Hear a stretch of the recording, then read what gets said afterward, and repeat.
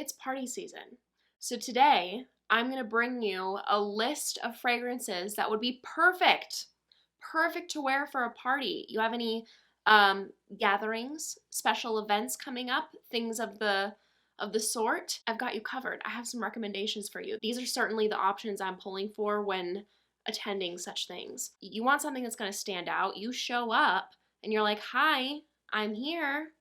Now we can begin the party. I don't know what it is about my elbow being on the back of this desk here, but it gives me a whole new personality. It really doesn't. This is my personality. First one I'm gonna recommend, a cherry. Cherry of your choice. I don't know what it is about cherry and fragrances, but like people lose their minds. When I wear a cherry perfume, it's like every single time people are like, oh my gosh, you smell so good. Apparently there's something very magnetizing about a cherry. I'm gonna highlight the 7 Virtues Cherry Ambition. You can wear this baby on its own. It'll do the trick. You can also use this as a layering tool. It's fantastic for that. Like cherry is definitely a staple note like in your fragrance collection, and it goes so nicely with so many different scent profiles. The list is enormous, like wood, amber, booze, tobacco, vanilla, other gourmands, like it goes on and on. Spices. This will add a little something something to your scent of the day. I have tried many cherry fragrances, and so far this has been my favorite, more affordable cherry option. If you have tried an amaretto sour, it gives me that kind of vibe in here. So it's boozy, tart experience, but then also this deep, rich, sweet, darker cherry. And that's accompanied with like a nice, alluring spiciness. There's saffron, pink pepper, classic pairing with cherry. It's got warmth from amber. There's like some nice, smooth wood in the base, some frankincense and vanilla. Something about cherry just makes me think of like a smoke show, like a girl with like big, blown out hair, smoky eyes. She's sexy, she knows it, she's a big old flirt, and she lives in a big city. Cherry gives me Sex in the City vibes, and I get about 4 hours moderate projection with this one. Next up, we have Maison Crivelli Hibiscus Mahajad, another really sexy, highly complimented fragrance for me. This is one of my favorite rose fragrances, and as you may know, I'm very particular with the note. I do have like a good rose collection, but I'm very particular on that note. Like very quickly, it's like too dark, too dry, too mature for me. This is stunning and such a unique take on rose because of that prominent hibiscus note. So that brings this brightness to the fragrance and also lends a bit of a fruity undertone as well. It has like this juiciness to it. Very magnetic scent, and then there's on top of that a super addictive vanilla note. This is a powerhouse. It makes a statement. You're gonna stand out. Just smell freaking hot. Freaking hot. And then it also has a nice like bit of depth in the base. There's some leather in here. I don't smell this and like smell like leather straight up whatsoever, but there is like a kind of like a dark, alluring vibe to it. It's a very smooth leather. And then there's also like a bit of a spicy mint and cassis, bringing in more of a fresh tone as well. Definitely one of my favorites from the brand, and it's also one of my strongest fragrances in my collection. This is a strong projector and lasts all day. You want to go bold. You want to smell rich. This is a confidence booster. You don't take shit from nobody. Initios oud for greatness. My boyfriend and I have the deepest love affair with this fragrance. Whenever one of us wears this, we're like, oud, oud. It just does something. It's good. It's extremely strong. It's doing the most. It's unisex, leaning masculine. You have to be into your darker profiles for sure. This doesn't have a leather note listed, but I do get either like a very glam image in my mind, like a very elegant floor length, ridiculously expensive dress or suit, or like all black outfit, kind of like biker vibes. So it's very elegant as well as smelling very cool. This has a deep rich oud. It's got some lavender, some nutmeg, bringing in some spiciness, as well as the other star of the show being saffron, which really gives it this enigmatic character. That sweetness brings in the wow factor for me. So you don't want to mess around, you want to bring it to said party. Initio's Oud for Greatness lasts all day, strong projection. I go very light on the sprays here. Okay, this is a really fun option. Byron Mula Mula Double Caramel. This was recently sent to me, and this is my favorite fragrance from the brand. The Mula Mula DNA is so unique and particular. So it's something I recommend sampling first, but it's fun. And the double caramel in here just like made it a love for me. I really like the original Mula Mula, but this just happens to beat it for me. I will say I get that like double dose of the caramel the most prominently in the opening and mid. In the dry down, it dies down, but it still has that sweetness for sure. But oh my goodness, the way the caramel is laced with these tart, bright, fruity notes. There's strawberry and peach, raspberry, and they don't come across to me as like super ripe or juicy. To me, they do have this, you know, tartness to them still. Added zestiness from ginger, and then I really enjoy the warm amber base. And it's not like a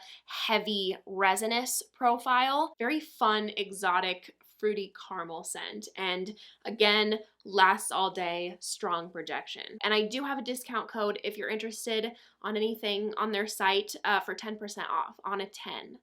We'll get you there. If you love your gourmands, this is such a good one. Such a good one for a party. Narcoticas Dulce Diablo. You are gonna smell like a whole freaking dessert wearing this. It is so luxurious, decadent, smooth, enticing. It's like, oh my goodness. Like everyone, when they hug you, like they're not gonna wanna pull away. I've had so many people ask me when wearing this, what are you wearing? What is that? They need the name. Dulce Diablo. This is one of my favorite chocolate fragrances. It is opulent.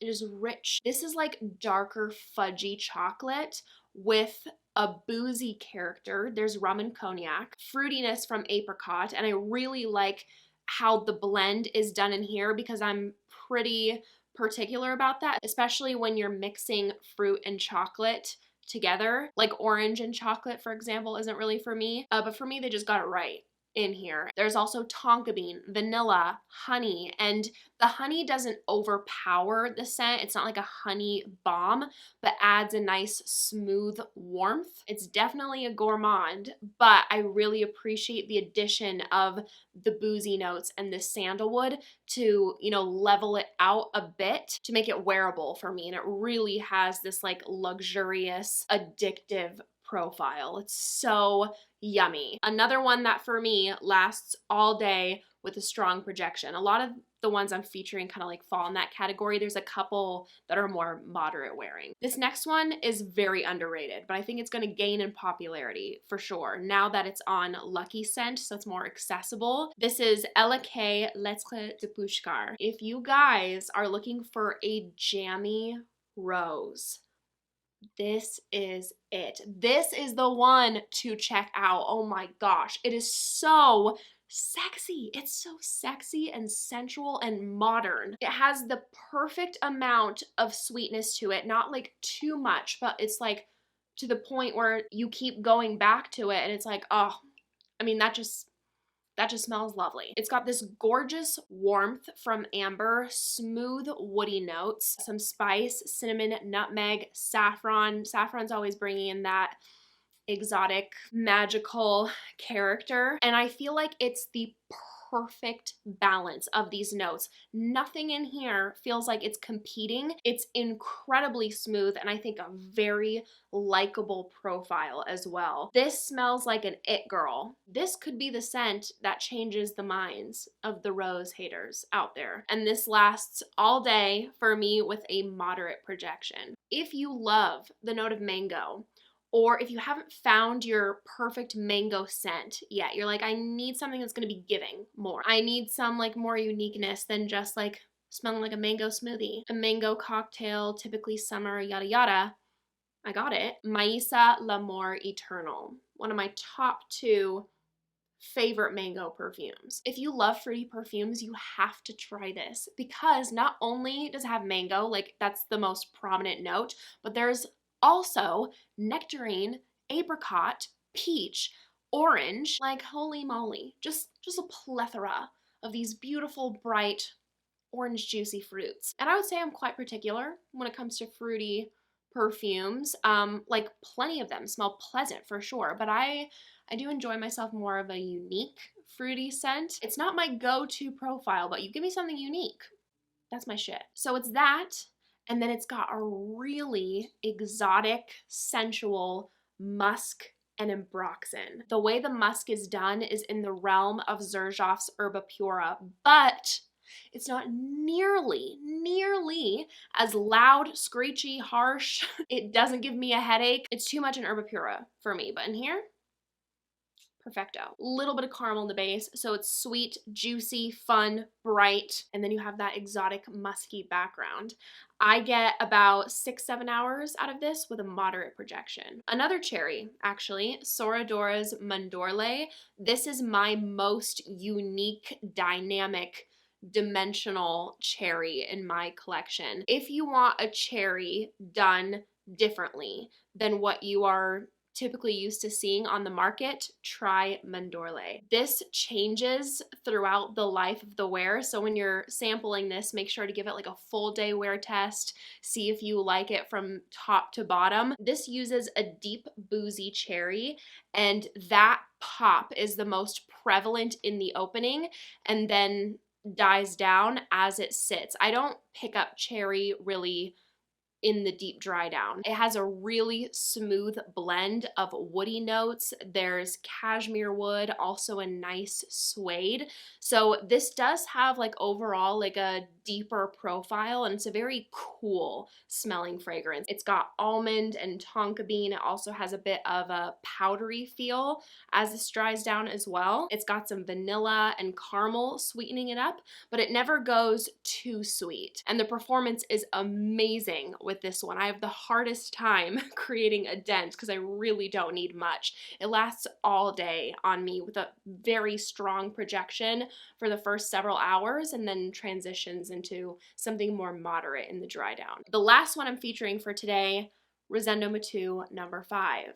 Another one, I mean, this is what we're going for today, are we not? We need to stand out. This always gets attention. So maybe don't wear it if you don't want that. This is widely known for its sensual musk, and it is that, but it also smells very magical to me. Like something about this makes me think of pixie dust. It really has a special airy quality to it because of the prominent saffron in here. Like that is bam, like the most prominent thing I get along with the musk. This has what I interpret to have more of a white amber. It's not amber done in your traditional way, and also has a nice vanilla note in here. Nothing about this smells gourmand, too sweet, sugary, anything of the sort. So if vanilla isn't your favorite note in fragrances, it's not done in that kind of way. And I will note there are florals listed in here. I